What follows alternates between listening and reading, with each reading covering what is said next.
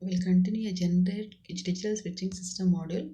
A figure shows a simple call through a digital switching system.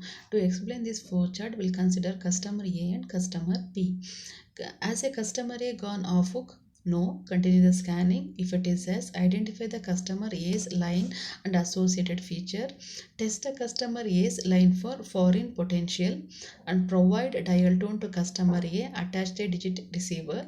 Remove dial tone after the first digit and analyze the dial digits.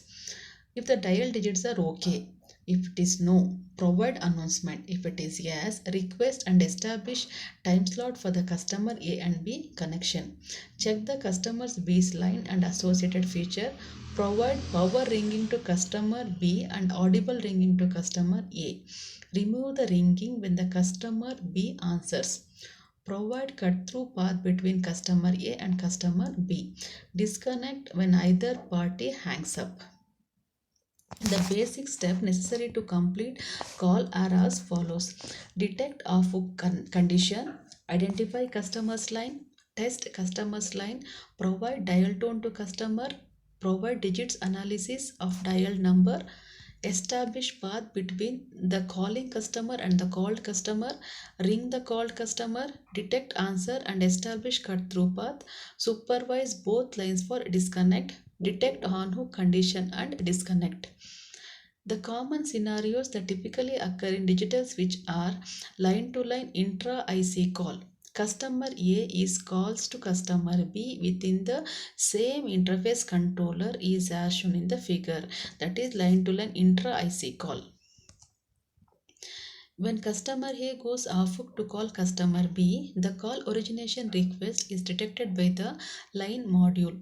It sends message to the IC, which is in turn sends message to the NCP. The NCP validates the customer A's line. The IC attaches a digit receiver to the line and provides dial tone to the customer A. When the customer dials the first digit, the LM removes the dial tone from the customer A's receiver. The dial digits are then collected and sent to the CP for digit analysis. If the dial number is valid, then NCP assign time slot for the call connection path between customer A and customer B. When the customer B's line checked for busy or idle and a power ringing is applied to the customer B's line, an audible ringing is simultaneously applied to customer A's line. When the time slot allotted, customer answers the call, cut through path through the switching fabric. The first leg of the call, customer A uses T switch of the IC, and the second leg uses an S switch through the switching fabric, and the third leg to customer B uses another T switch through the IC. Most DSS use TST switch. If either customer disconnects, the LM detects the on hook condition and idles the connection. If the dial number is incorrect and the announcement or a tone is given to customer A. Line to trunk intra IC OGT call. Customer A calls customer B who is served by another central office, and the outgoing trunk selected lies in the same interface controller as shown in the figure B. When the customer A goes off hook to call customer B, the call origination request is detected by the line module.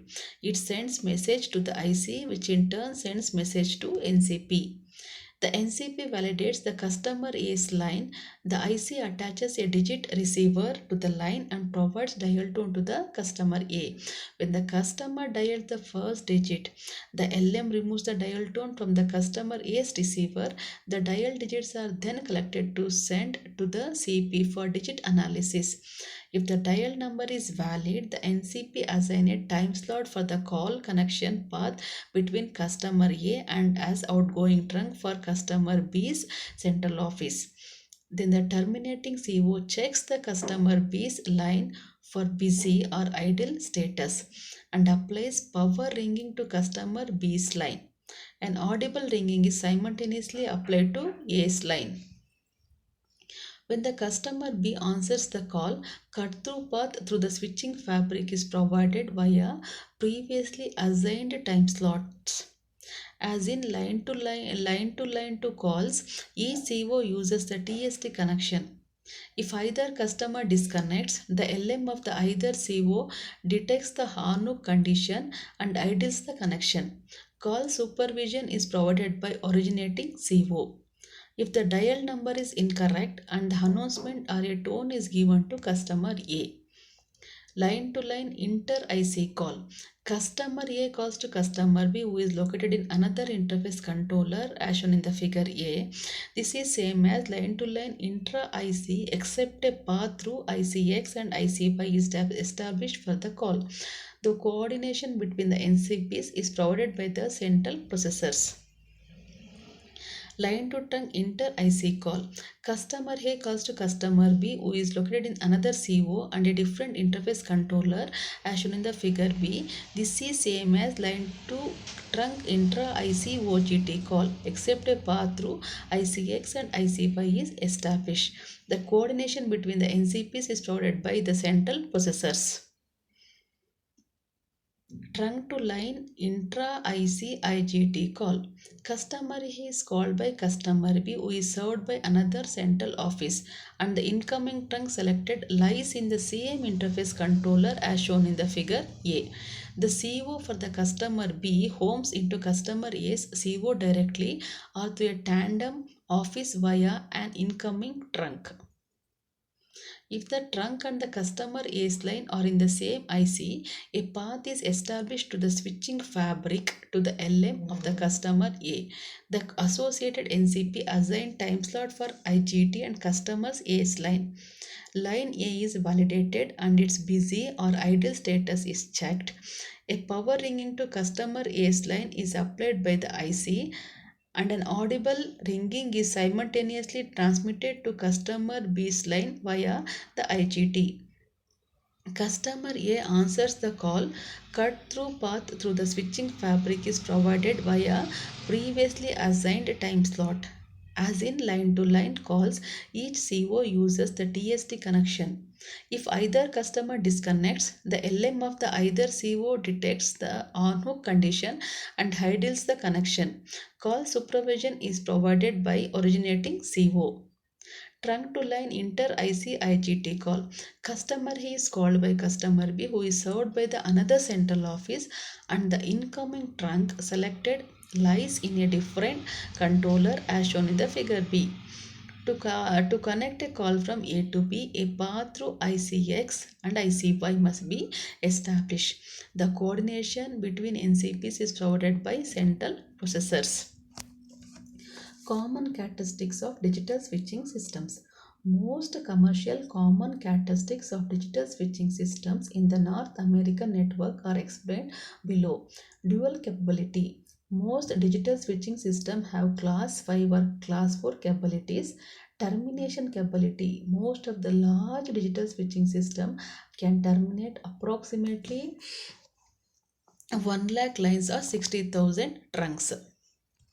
Traffic capacity. In a distributed environment, traffic capacity depends on digital switch configuration. Architecture hardware. Most digital switching systems have a quasi-distributed hardware architecture. All digital switching systems employ multiprocessor subsystems. Architecture software. Most digital switching systems maintain a modular software design through layering or through functionalities. They have OS under which application system function. They support billing system for subscriber. Example, automatic messaging system. They all support database systems for office, subscriber and administration records. Switching fabric. TST mode is used in the digital switching system for switching calls. Remote operation. Most of digital switching systems have remote switching modules to support switching function in remote location. Advanced feature support. Most digital switching systems can support advanced features such as ISDN, STP, SCP and AIN. Analysis report. Analysis report of a digital switching consists of two sections: system description, operation administration and maintenance. System description. This gives the high level description of digital switch being analyzed with the following parameters. System overview. Describe the system level functional blocks of the digital switch. Capacity. Cover the busy hour call attempts of the digital switch for desired configuration. Hardware description. It gives the description of the hardware components of a digital switch required for desired configuration of equipment. Software description describes the main software architecture of the digital switch with all major software components identified. Call processing describes the flow of different types of calls through the digital switch. Feature list describes all base features and optional features that need to be obtained separately. System recovery strategy describe different levels of system initialization and typical times for system recovery for each level of initialization. Operation, administration and maintenance. It gives brief description of all maintenance feature of a digital switch with the following parameters. Database management describes all the database that need to be managed. Example, office database, translation database and billing database. Then OS interface describe all type of operational support system. Reliability analysis. It mainly gives the reliability models of the digit switch and includes overall reliability findings covering components failure rates. Describe the component failure rates for different circuit packs used in digital switch. System reliability describes the results of hardware modeling of various subsystems of the digital switch.